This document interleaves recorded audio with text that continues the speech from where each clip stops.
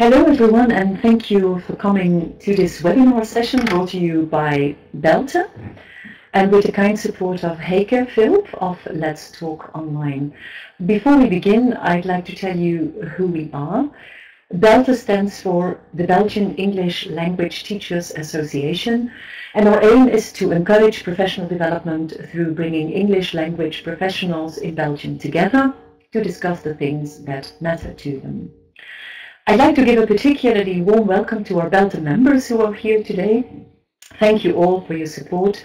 It's really lovely to see you here for this webinar. We are delighted today to be joined by Cecilia Lemos. Cecilia has been an EFL teacher since 1993. She teaches at a binational center in Brazil.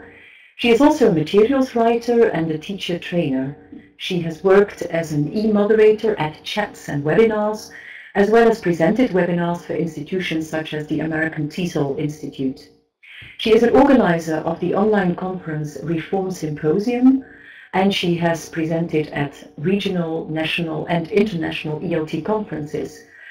Her areas of interest are assessment, feedback, and the use of technology in ELT. Last April in Liverpool at the IATEFL conference, Cecilia gave a very popular talk which has been shared more than 2,000 times via email and social media. And in that talk she questioned whether recasting is still the most effective form of oral correction. You can watch her presentation still online, and I will post the link later, or maybe somebody can do that in the chat box. So in this webinar for BELTA, which is called Reassessing Oral Correction, she will follow up on that session by looking at how language teachers correct the students' oral performance in class, which is a subject that has always been a big issue in ELT. So in this webinar, we will have a chance to recap the different approaches to oral error correction, discuss the positive and negative aspects of each, as well as discuss real classroom situations and which techniques would be more suitable to be used, taking into consideration the task that you give the students, the aims of the task, the level of the students, and their background, linguistic and cultural.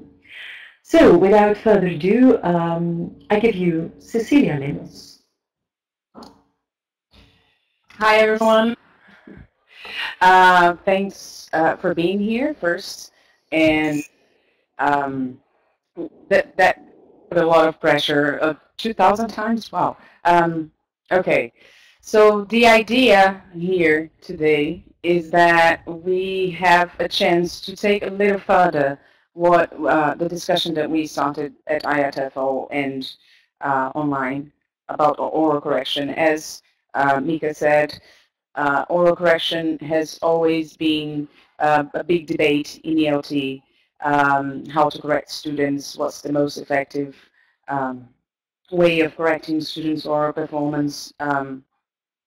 And I think the debate is very valid, and more importantly, we have to reflect about it. Okay, so first, let me just say that first let me check, can everybody hear me okay?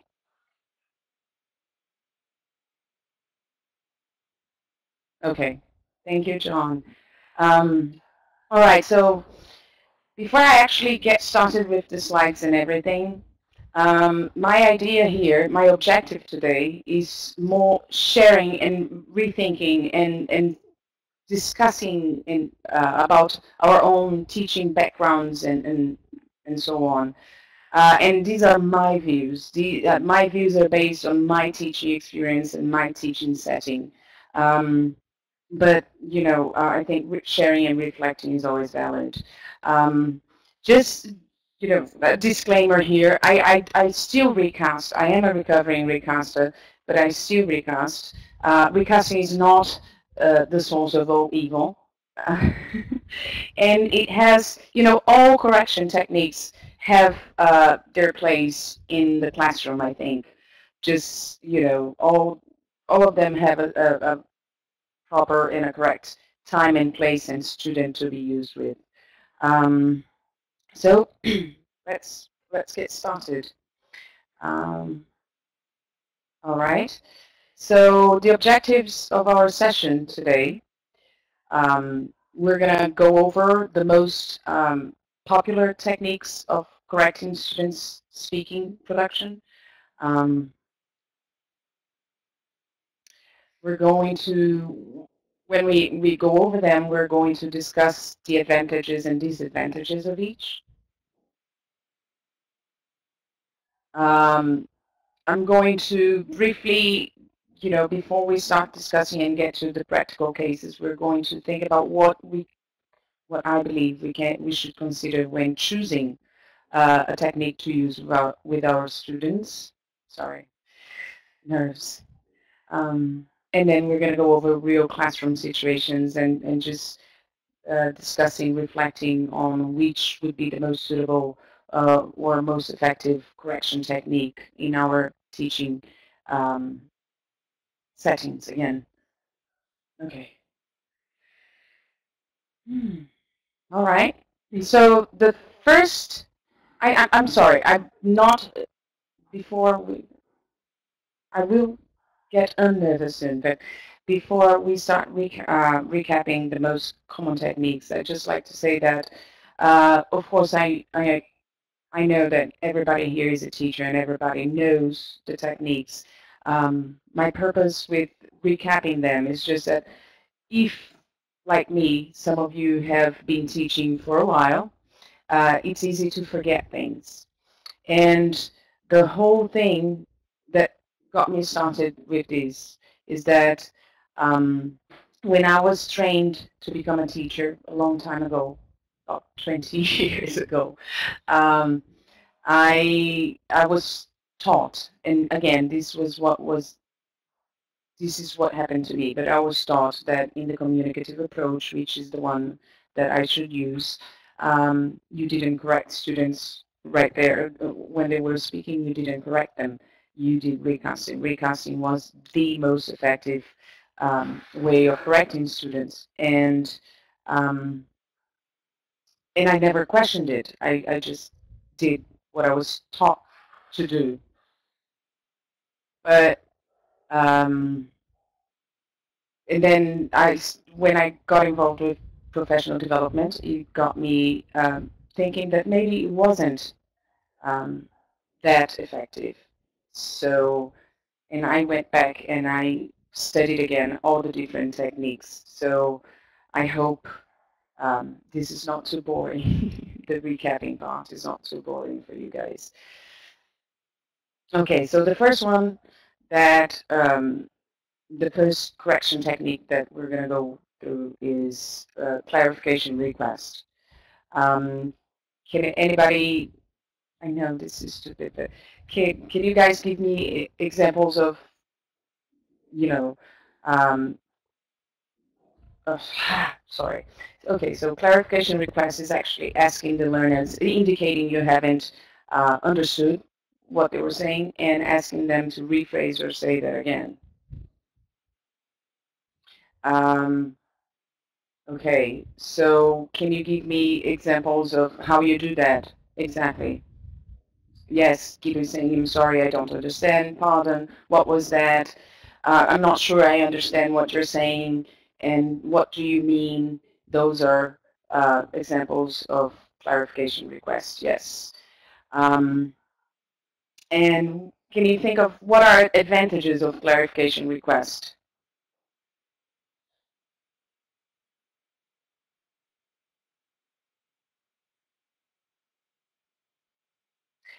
That's a very good, that's Jürgen?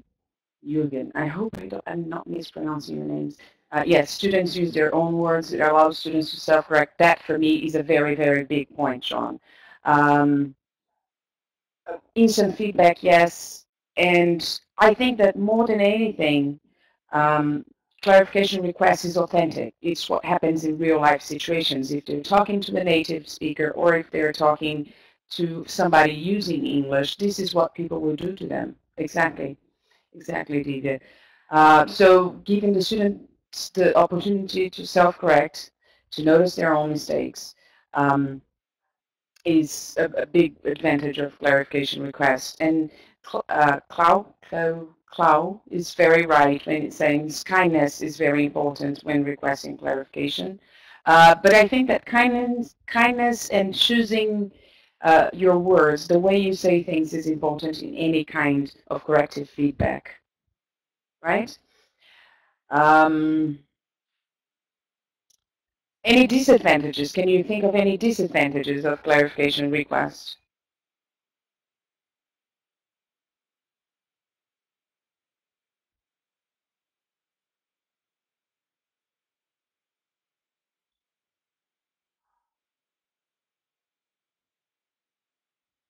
Yes, students may not, and Vicky is saying students may not know how to self-correct. Yes, they may not have the necessary vocabulary to rephrase. They might think their first answer was incorrect. Yeah, mostly what every, oh, see, Daniela got the one I think is the biggest disadvantage. Students might freeze completely. I think that the, the biggest danger with clarification requests is to actually make the students so nervous because, you know, what, you don't understand what I'm saying?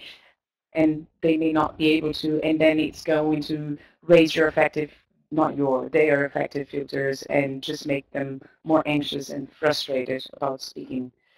Was it all wrong? Yes, that's a very big problem too.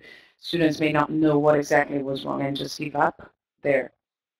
But clarification request does have a place. Um, okay, so we have clarification request. Next one, body language. Okay. Uh, by body language, you know, indicates when you indicate through gestures something is wrong. I mean, there are different techniques for body language. Which ones do you use? Which ones can you think? I always think of the past, like when student says something in the present, talking about the past, and they use the present, and I'm doing that. Can you think of others? Making my eyes smaller, kind of like that, Daniela? Indicating you haven't understood. Right, me too. Um, contractions, connected speech, gestures with the hands. People, you can use your fingers to say that there's a word missing. More effective at times than explicitly saying things. Yes, sometimes. Silly face, making a okay, nodding, or just saying no. Explaining emotions through facial expressions. Yes, yes.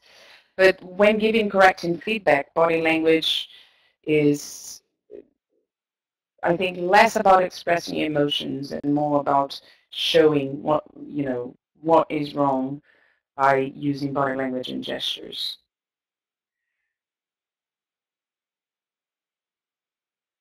Oh my God.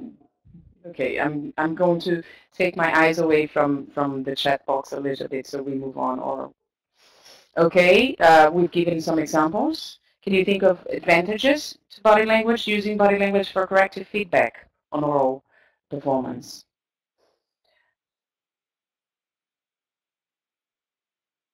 As Eugen said, it's more effective at times. It's, you know, after you've been with students or even with new students, if the set of gestures done is, I mean, I think that there are universal gestures as far as teachers and corrective feedback goes. Like we said, the, you know, making the eye smaller, doing this for the past. I think teachers all over the world do it. It's fast. Students already know what you're asking for, what kind of correction you're making. Perhaps learn and fuse less singled out. Um, confidence that what has been said has at least been partially understood. Yes. Okay, it does give students time to think. I think body language also, an advantage of body language is that you can include different aspects of corrective feedback. In the sense, you're not only telling the student that the student has made a mistake that might hinder communication, but you also, in a sense, you can give metalinguistic clues. Like you're saying, you're indicating exactly what kind of mistake the student did. You pinpoint it better. Um, Smaller hint for a student, less stigmatizing for sure. Um, and I think that, at least in my classroom, body language is so natural that, you know, this exactly doesn't make the student feel bad that they're being corrected. It's just part of the lesson, right? Gentle way of correcting can be used in a funny way. Yes, Ellen, you're very, very right. I always do that. You know, the milliner, the mistake, at least here in Brazil, students, the changing the your, not using her or his for using yours. Like my mother went to a party with your husband, meaning with her husband. I always go like, my husband? Okay, so it's body language and um, hinting as well. But okay, any disadvantages to body language?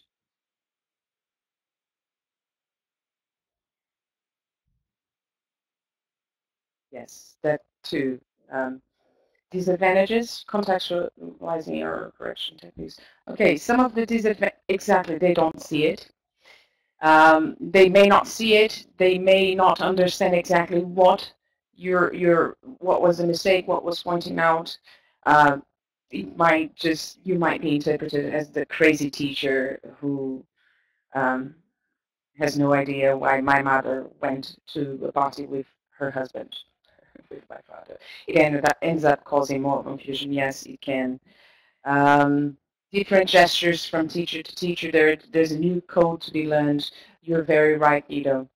Um, Body language can be very cultural. Oh, that is the biggest disadvantage, I think, Divya.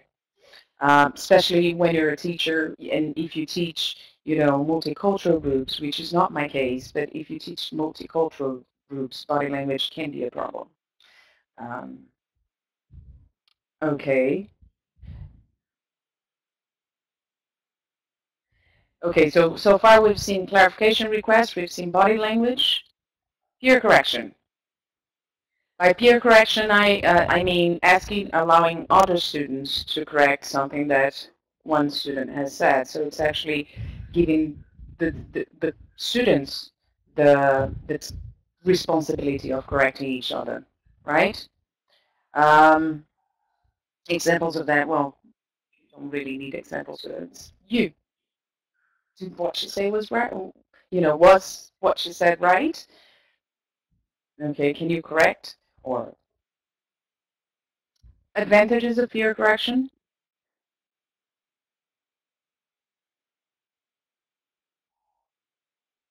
Promotes collaboration, students help each other. Exactly, right.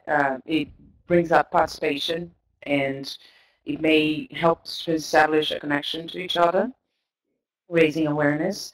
They work collaboratively. You you give you empower the students because you're telling them, here, you know how to correct. Um, you can do this. Another advantage is it lowers, teacher talking time goes down because it avoids over teaching. Exactly. If students know it, they can show uh, that they know it. Okay. Um, Disadvantages. I think at the point that uh, Henry Oprah said made a point about avoiding over teaching and that students know it, show them they know it exactly. The point there is also that by asking students to correct each other, by doing peer correction, you make sure that that you stay within what they know. You know what I mean? They will only correct as far as they know. You will not go beyond uh, what they have studied or anything like that. Some disadvantages that people are saying that they might need a more teacher-directed correction instead of peer correction. That is very true. Um, you have to know, you have to trust that your students know what to correct. Vicky is saying. Um, some feel uncomfortable about it. Yes, shy students can become even shyer. Yes, students are very reluctant. I have to say I'm very reluctant as well. Um, could be that Julie's asking, don't you think a disadvantage could be that it makes the student being corrected? Yes, that for me is the biggest disadvantage. I feel that students feel um, inferiorized. Did I air quote? Yeah. They feel inferiorized if they're corrected by others, as if, why is he or she correcting me? That, am I below the level of the class? Does everybody else know more than me? It creates hierarchy within the group, yes. And you always run the risk of having them miscorrect something that has happened to me a few times. Um, okay.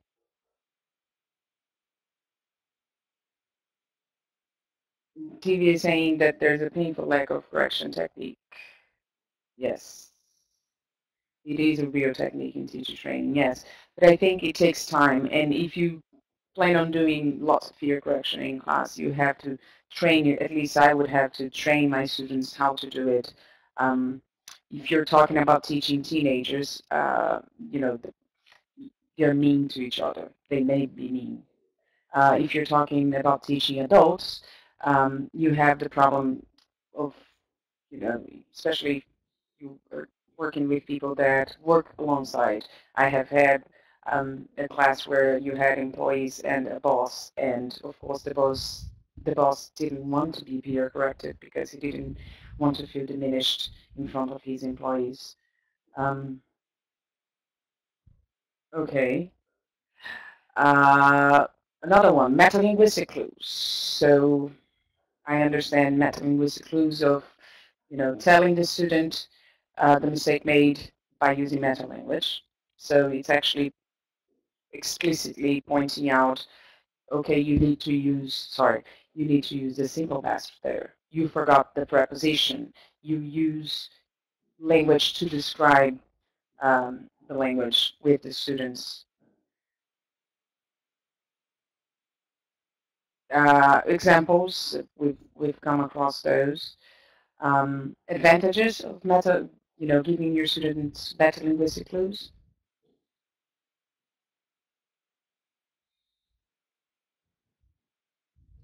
Should be possible in very controlled situations. Yes. Uh, it's straightforward, it's direct to the point. You don't have to guess. Students don't have to guess anything. Um, and depends on the class. Students who like structured rules may feel at ease. Yes, Henrik. Um, I, some of my students expect um, that I explicitly say what was wrong. Disadvantages, anyone? Biggest disadvantage, of course, and the biggest danger is students have no idea of the meta language. Um, it can be very confusing. It does not work with lower levels. Um, yeah. I'm very torn between teaching my students meta language or not, because I think my experience is that they focus on knowing the terms and, like, should I use the simple past or the past continuous or so on, and they should focus on using the language properly, not knowing the names of things. But that's me. Um, a danger is starting to teach about language, not using exactly either. I always tell my students that unless they're planning on being English teachers, they don't have to know meta language, the names of things and so. You think meta-language is essential, Julian? Yes, it can be used. Again, Clau, it's all about knowing all the techniques and reflecting on what is more effective in each case. It's a case by case, student by student, if you can, um, case here. Okay, echoing. Echoing, repeating what the student said, stressing the mistake made. Um, not correcting, just repeating exactly what was said. Adults love meta language. Oh my God, for you too, Barbie. Mine do. It's almost as if you don't teach meta language to them, they it's you haven't taught them anything. Okay, so echoing. Advantages of echoing.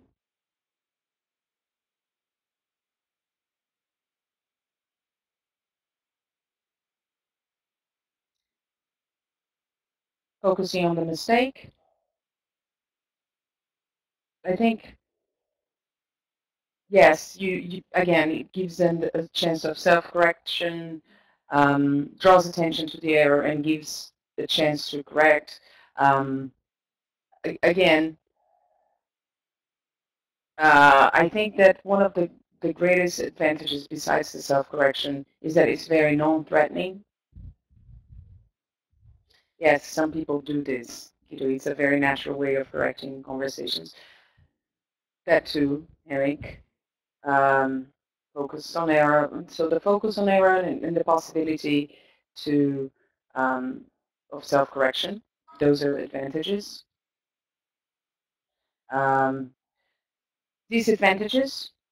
Students, if they're not trained, if they're not used to doing echoing, if they don't know they're being corrected, um, it won't work.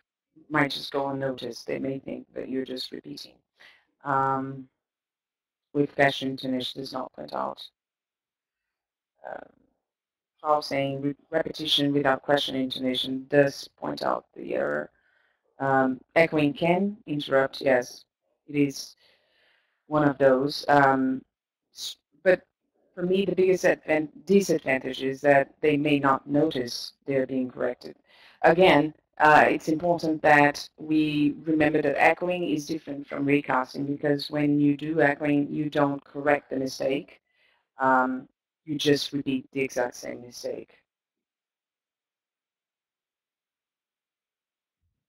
It's a language acquisition technique, not, yes, not a language learning technique.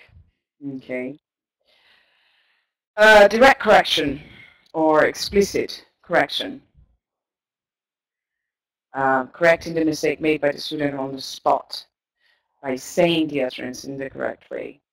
So if the student comes,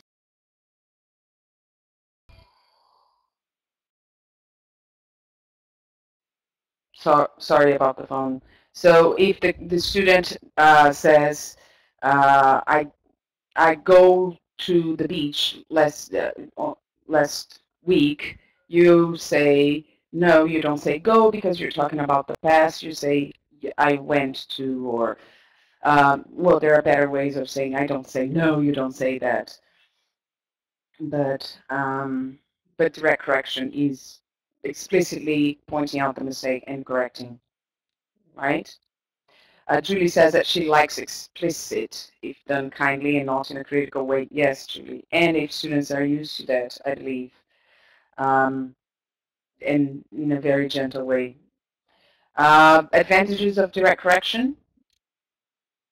It's there's no room for questioning. Everybody knows what's wrong, and students can write down their mistakes, or students, there's no.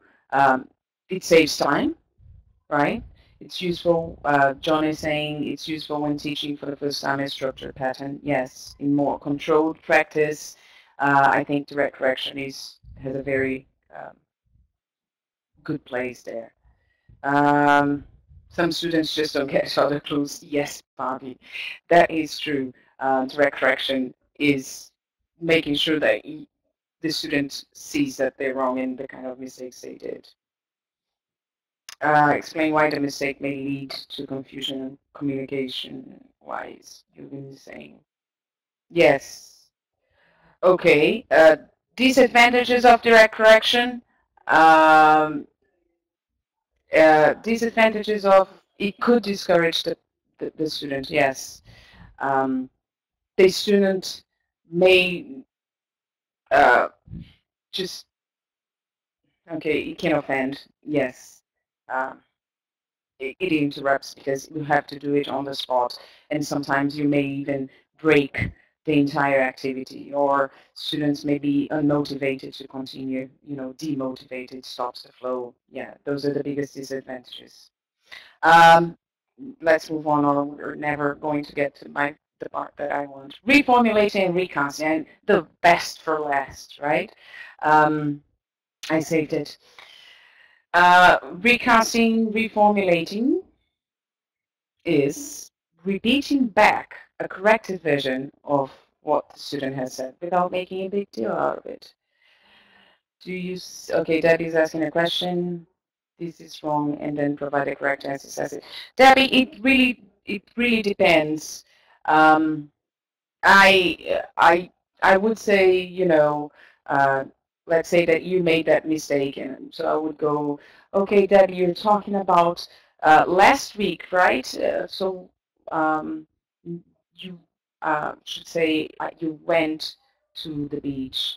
Um, it's all about being, using the kind words that Julie mentioned first, you usually, Vicky saying, I usually explain why is it wrong, not just a correction. Yeah.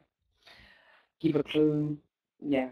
But, then it wouldn't be explicit direct correction if you give a clue. Okay, moving on. Reformulation, recasting, again, it's like echoing, but you make the correction. So if the student says, I go to the beach last weekend, you would say, oh, you went to the beach last weekend. Advantages of recasting or reformulating.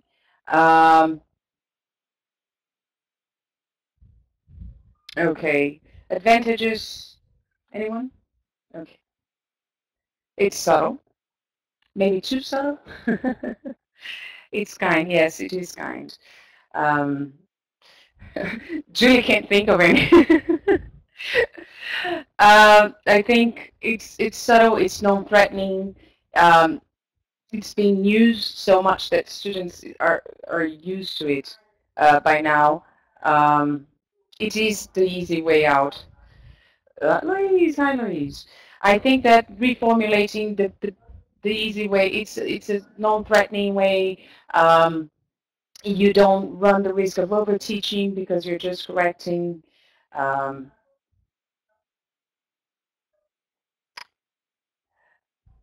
but disadvantage, yes, they may not realize they're being corrected. Recasting is the most common, the most popular technique for uh, correction feedback of oral production, and research shows that it's not as effective as one would like to. Um, they may not know they're being corrected even after years and years of being in language classrooms where teachers did recasting.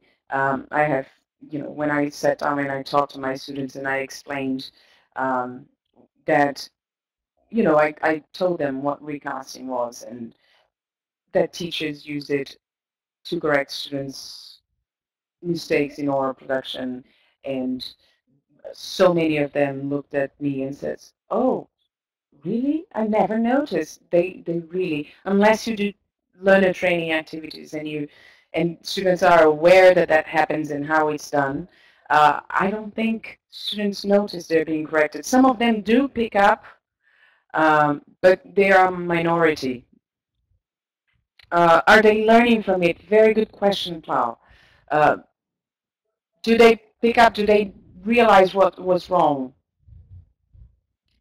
If you ask, John says, if you ask the students to repeat the corrected version back, then it's a different category, or is it still recasting? I would say that would be a different category, John, because recasting is without making a big deal out of it. But I might be wrong. Um, avoids meta language. Vernon is saying it's a disadvantage, advantage, depends on your student, right? Henrik says that it only works when students are able to pick up language. Yes, they have, I see, unless they know they're being corrected and they know that they're expected to repeat what they said in the way you said it, I don't see it working. Um, and yes, I believe recasting, reformulation works much, much better at higher levels when they're more proficient, like Eric was saying. Okay. All right. So we get to the next part. And Luis Otavio, who is in the room, he has a fantastic. I went to a presentation by him at Brasiso last year, talking about oral correction. And if you visit his blog, you can see some of his work, and he has some great considerations as well. All right, so some considerations that we should. So, okay, here's the thing. Every technique has a good, has its place. Every technique can be effective. Every technique can work, and it's all about the teacher knowing their students. It's all about the teacher reflecting upon a few things. So things. What do I consider when I'm thinking about how I correct my students' mistakes in oral production? Um, Thank you, Edu, for sharing Luis's blog. Okay, so things that we have to consider. The students level, uh, if they're beginners, give me one sec. Okay, give me a second, please. Students level, so are they beginners? Will they understand? Um, Something else to consider. What's the aim of the activity? What are they doing? Um, is it fluency? Is it accuracy? Is it right after? Is it right after you have presented, introduced the language? Then it's a more controlled practice. Everything matters. Um, Very, very important point. Uh, was it a mistake or an error? All right. Um, Scott Thunberg defines. I mean, everybody does the makes the differentiation. Difference between what is a mistake and what is an error, right? A mistake. Anybody? Communicative objective. Okay. A mistake is the student. You know that the student knows the language. The student knows the language. He's just made. It slipped. But the language is known. An error, uh, okay, yes, Julie, a mistake would be a slip. An error is uh,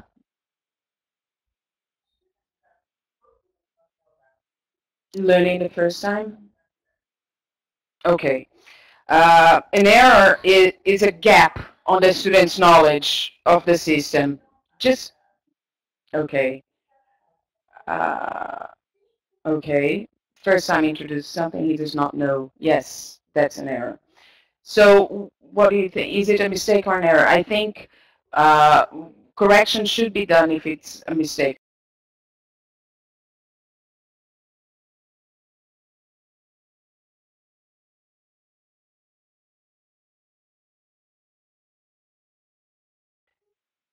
Okay. Um, Future recurrence. What is the possibility the student will make that mistake again if not corrected? Um, I think we should always consider that. I go to the beach yesterday is an error. Hayne is asking. Uh, have they been introduced to the simple past? Is it significant to correct that mistake? It might also, yes. Um, what's the possibility? What's the probability it will become a fossilized error? You you know if there's a big possibility, if there's a great probability of the student making the same mistake, if you think that the student is going to keep making that mistake again and again, you should definitely correct. Um, what will be the emotional impact of uh, your correction? Okay, is it worth it to correct the student or not?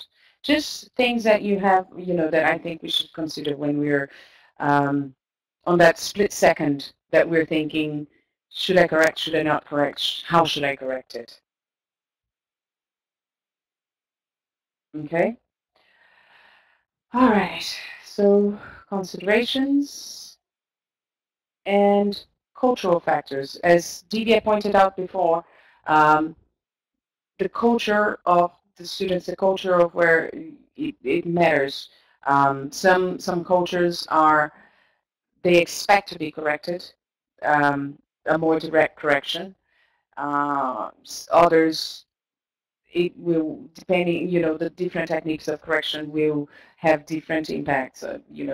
Explicit correction might be expected by some cultures, and it might be very embarrassing for some other students. It really, yes, as Vicky is saying, certain techniques might not be welcome culturally speaking. Um, Body language, uh, Divya mentioned it in body language. Um, Mika is saying that some of her international students, Mika is saying, beg to her to correct every single mistake. Yeah, so Brazilians kind of expect it as well. Gestures are not universal. You may offend people. So these are just the things that I think we should think. All right, so let's do the more practical part of this webinar. Um,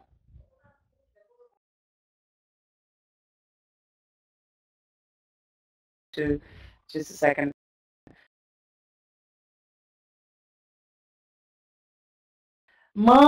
I apologize for that. Okay,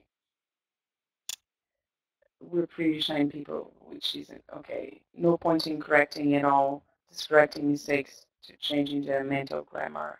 Eugen is saying. Okay, let's go to the more practical point because I can see that my time is running, and this is what I've been looking forward to. So let's consider a situation, A1 level, real beginners. So we're talking about students who have just started studying English. While waiting for the rest of the, I'll just let you read the situation. Um, just when I was thinking about the situation, some information that you might think is relevant. A1, uh, and of course, they haven't learned the present perfect. Um,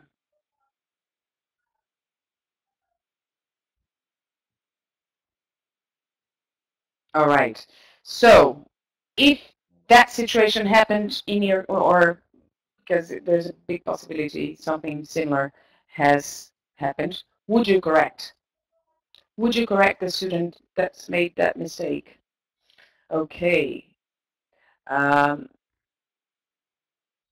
Very good point, Nati. They are talking in English. They are making an effort, and at an A1 level, they deserve to be praised. They deserve praise for doing that instead of using their native language, especially if you're talking of a monolingual classroom. Um, Going too fast. Um, we must name not. Okay, Julie wouldn't correct either. Eugen. Eduardo would use delayed corrections. You write, I have lived. Eduardo, but don't you think that by writing that, you would, I'm thinking of my teaching experience, my teaching context again. Every situation is different. We are from different parts of the world, so there's a big chance that um, things would happen differently and students would understand things differently had you in the same situation. But if I write that on the board, if I write I've lived on the board, my students would expect about the present perfect. So why I have? So there's you run the risk of um, getting yourself ahead. Um,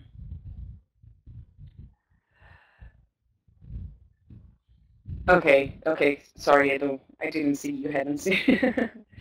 If they're not about to be taught this, okay, yes. I'd probably ask, how is it in there? Okay, it is emergent language. You would have to explain. It's yes, I wouldn't. But would you do any kind of maybe one of the more subtle corrections? Maybe some recasting would be appropriate here because students wouldn't.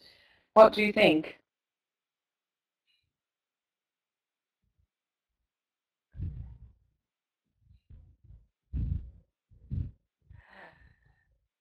I agree with you, Henrik, when you say that I wouldn't correct it, but I would probably recast and say when you're talking about something that hasn't finished yet, you would use I've lived.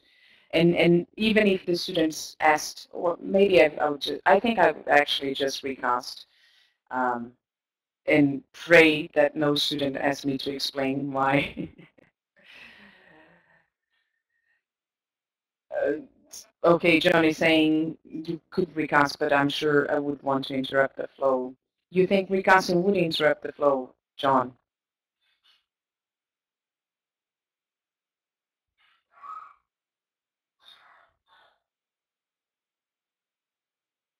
Yes, recasting in the sense of repetition, Ellen. Bit of meta language with A1 students saying present perfect. You have students crying by the end of the class, Guido. Yes, I agree with Ellen. I would probably go with recasting just because, it gives them, you are correct and you're not letting a mistake like that go. You are showing students the proper language, but you're not putting a lot of pressure and okay, let's try another one. Another situation. Again, A1 level.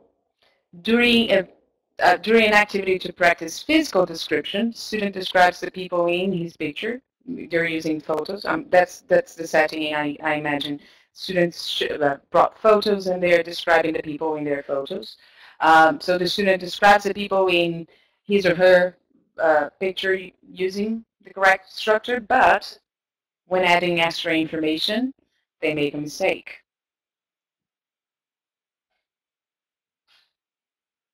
Would you correct? Explicitly correct and move on for Julie. You don't get it, Auntie? Yes, much more basic than present perfect. But again, you're thinking about A1.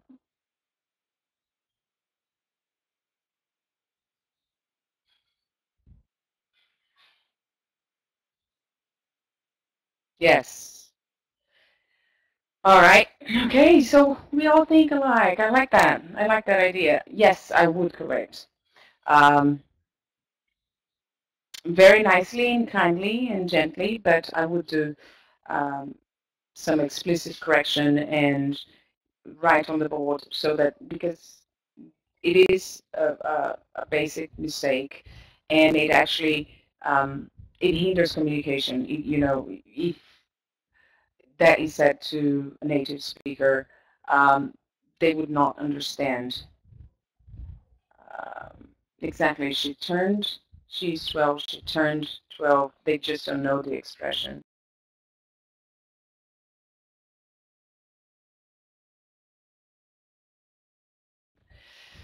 Um, this is a one interference, yes.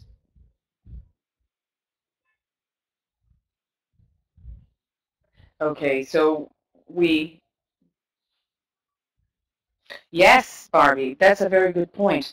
Praising the students for getting everything right first. Do something positive.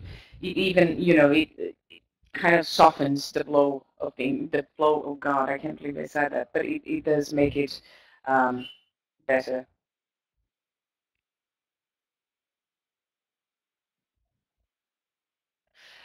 Louise is saying that East would be closer to the developmental level, but turned might be more memorable.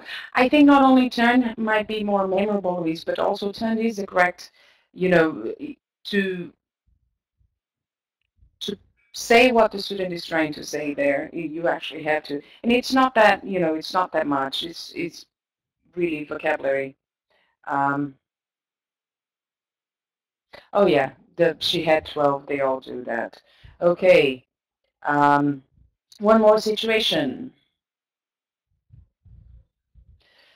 All right, B1 level.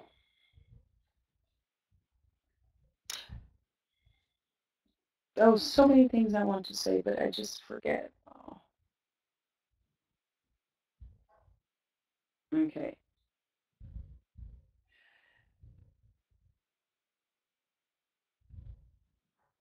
Would you correct B1 student doing that?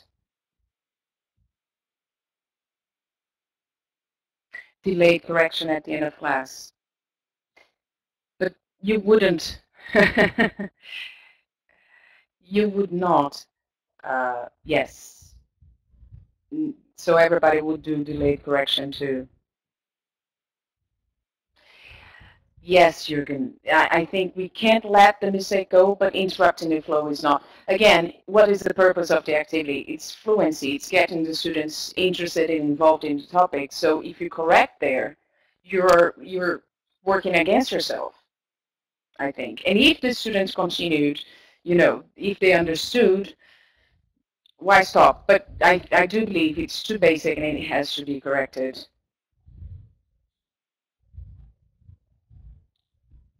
Oh, very good point. Louise, what if the student keeps saying, if they keep making the same mistake over and over again, then you probably maybe write on the board but not interrupt.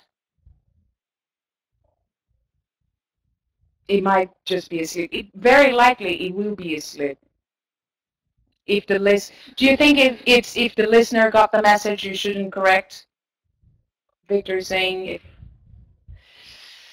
recasting, even in the middle, Cloud, even if the rest of the group has understood, would you still recast? You always make the distinction between systematic mistake or slip. Very, very important. Um, Systematic mistake would be more about fossilized mistake and something that the student keeps repeating. In that case, do you think recasting would, correcting right there, would it work? Would it be effective?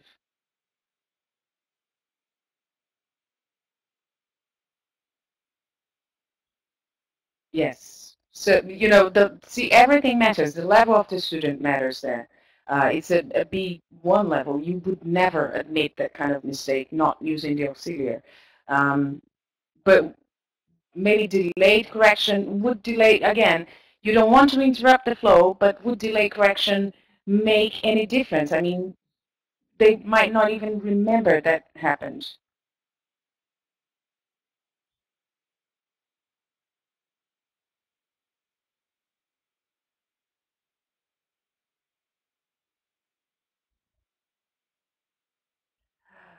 Okay, Louise has a point. If intelligibility is the main criterion.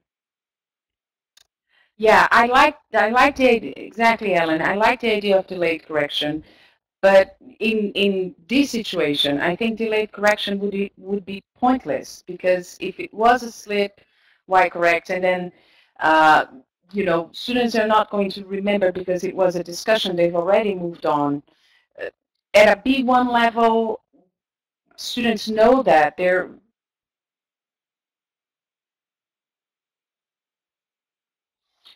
Thanks, John. Yeah, I think I think the focus of the task, what the objective of the task is crucial in this case here. If it's introducing and getting students interested,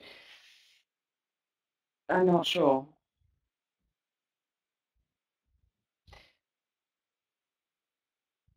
It, okay, yes, it is a one interference. It is a warmer natty. You're introducing a topic that's going to be discussed in class. But if I did correct in this case, um, I would probably do maybe a delayed correction. I would probably recast or do some repetition on the spot, but really on the spot without bringing attention, and then maybe calling attention, or maybe going only to the student that made a mistake and pointing out the mistake. Okay. Now, so I hope the objective of the session was to reflect, to rethink, and just think of all the considerations that we should, um, we should make, things that we should consider when correcting students.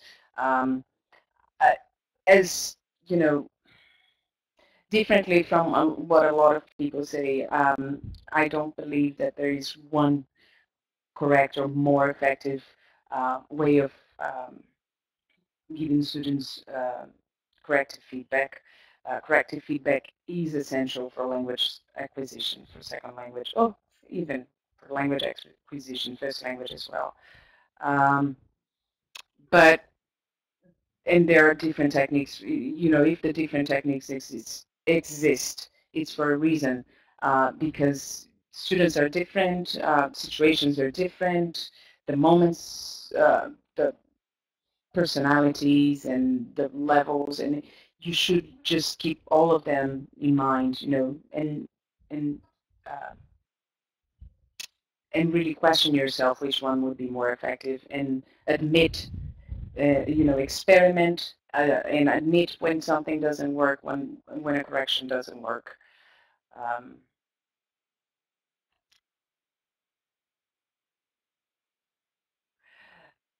you're going to say interesting how native speakers focus on what the student has right, and non-native teachers focus on what the student gets wrong. Very interesting point, Jürgen. Um, okay. Uh, all right. Um,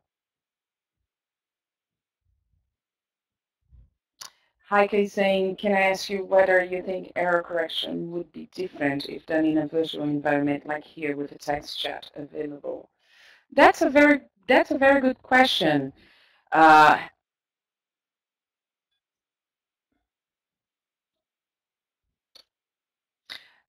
okay. Okay. What do you guys think about what Heike is asking? Error correction would be different. I think so. I think error correction would be different in, a text chat available. Maybe just, but then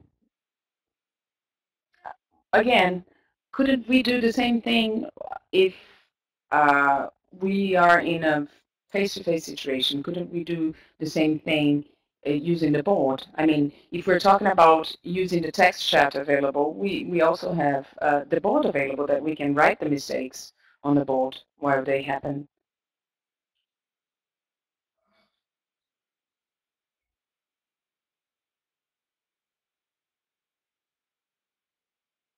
So I I think the dynamics and the flow are different uh, in a virtual scenario, uh, but I think the effect of the correction and the choosing different choosing the technique, choosing the way you're going to correct would have similar effects on the student. I'm not sure.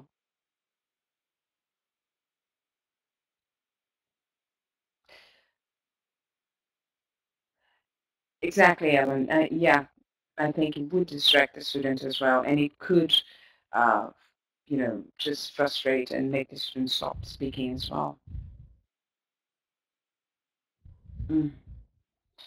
In chats, there are typos. Anima is saying, and she has a good point too. Good topic for a future webinar. Yeah, I think you're right. Mistakes can be written on the board, but from the backside. Um, Not sure I understand what you're saying, Vera.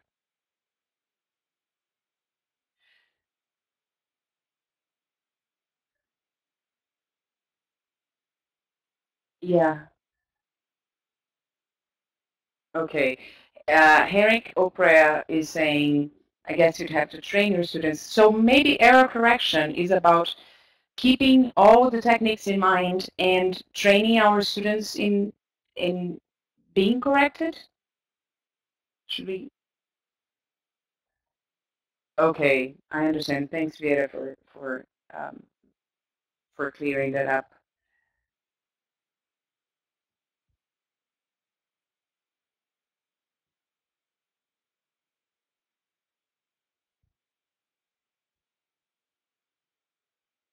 Very, very good point, which if they use the transcript. So yes, Ellen, recording oral exercises, getting a transcript, showing them.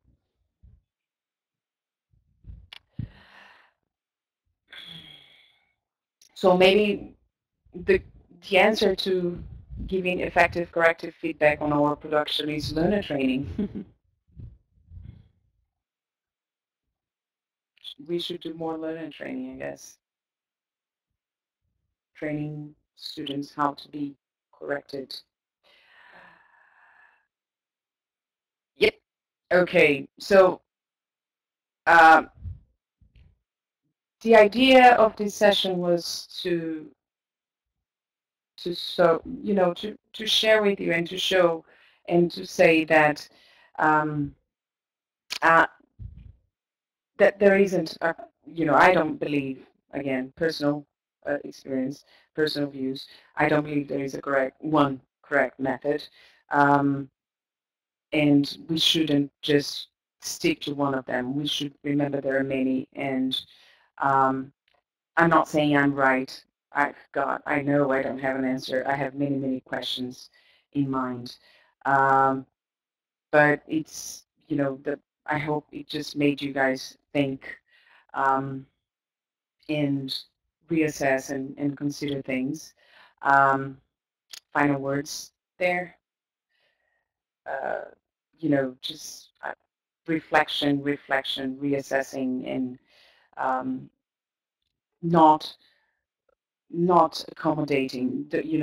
Like never stop questioning yourself. Critical thinking, critical teaching is essential for us. Um, so if you have any questions,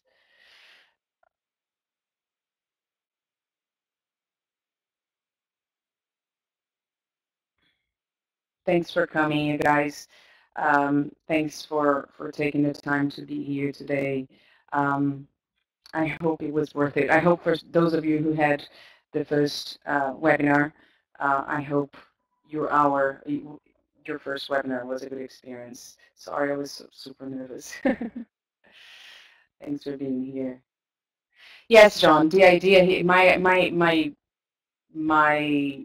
idea was to have a very interactive session, because I think at least what on my training sessions and things like that, I always think that sometimes we just give the teachers and so much input, and we don't give them time to process things. Um, just we have to have time to process things, and discussing and sharing experiences and questions with other teachers many times. I gain a lot more. I learn a lot more from that. Thank you, team. I'm glad it was a good experience.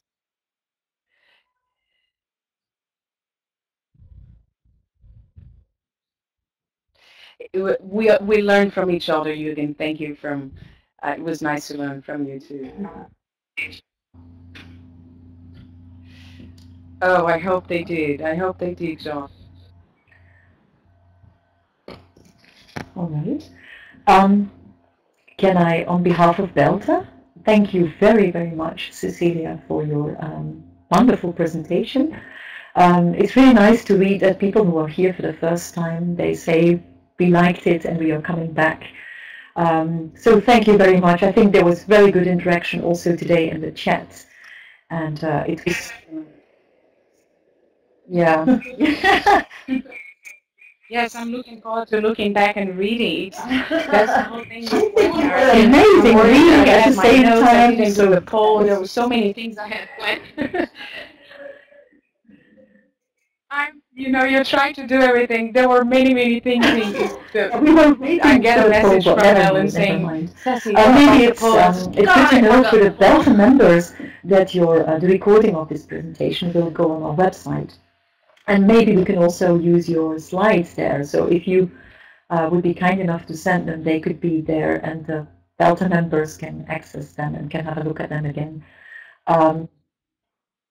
What else do I have to say? Thank you very much, all of you, for being here. It was wonderful to see some new faces and people that have been to the 2 other webinars before. So we have one every month. Please do come back. Keep an eye on our website, on our Facebook page, or on our Twitter account. And maybe we hope to see some of you next Saturday on the 1st of June when we have our first BELTA Day conference in Brussels. Thank you very much, Cecilia. I hope to see you again one day, maybe on a BELTA day, you never know. But thank you very much for today. Okay. Hopefully. Fingers crossed.